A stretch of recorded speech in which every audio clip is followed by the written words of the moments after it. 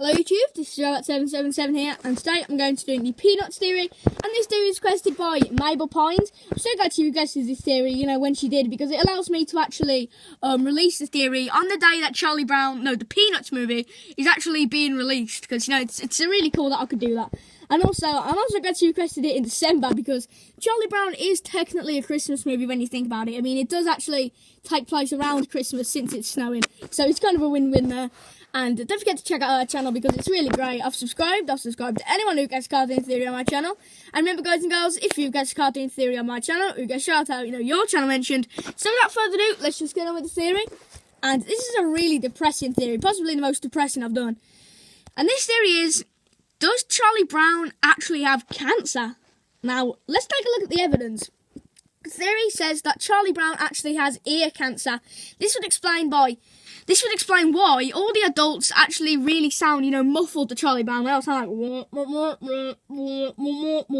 you know what I mean? And why else would they do that? I mean, that doesn't really contribute anything to the Charlie Brown show. So why else would they do that unless they wanted to hint that Charlie Brown had ear cancer? And that's actually what it would sound like to a person that has ear cancer, because the hearing's not only just bad, it sounds, they can actually, slightly hear, but it's really muffled, and their ears actually bleed.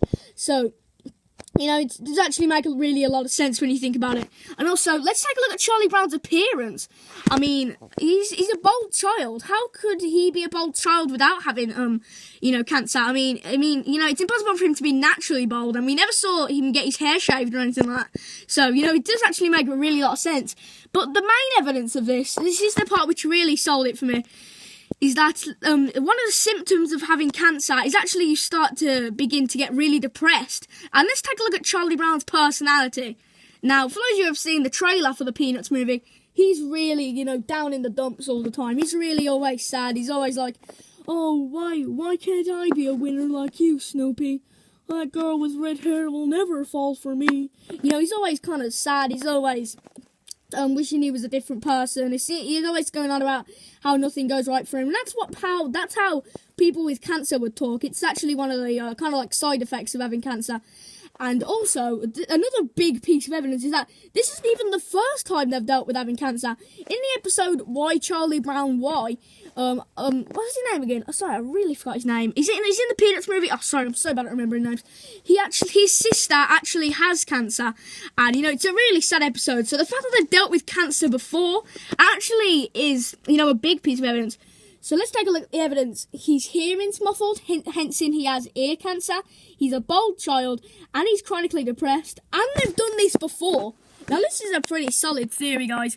Now, that's the end of this theory, guys. It's a pretty short one, but still, it has a lot of evidence and is really accurate. And as for the Peanuts movie, I actually did like the Peanuts movie. It wasn't. I actually watched it online on, what was it called? Movie HD Max. It was called something like that. And it's not like The Good Dinosaur. It's not something you'd pay to see, but still, it's good, but it's not something you'd pay to see. So I recommend you watch it, but it wasn't that really. It was okay in my eyes. It wasn't as good as I thought it'd be. It was just okay. A lot like The Good Dinosaur. I still enjoyed it. It was just okay. But still, it's better than them keep making those Ice Age sequels. I mean, the first Ice Age, I really liked it. It was prehistoric humans beat prehistoric animals. That's great.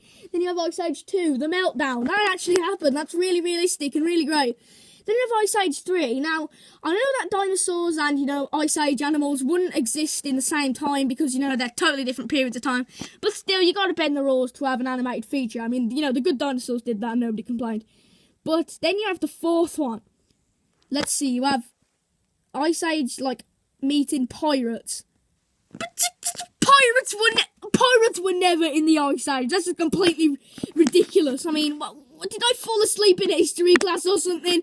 Because if I've missed something there, then please tell me. Because I'm not the best at, geography, but I know that never happened. And you want to know what the fifth one is? No joke, I promise, I did not create this poster. This is honestly the fifth one. Ice Age Collison's Curse. Is that Scrat in space? I'm sorry, but you're tapped for ideas now that they're in space. I actually hear they're making a sixth one. It's called Ice Age 6, Manny's long lost brother.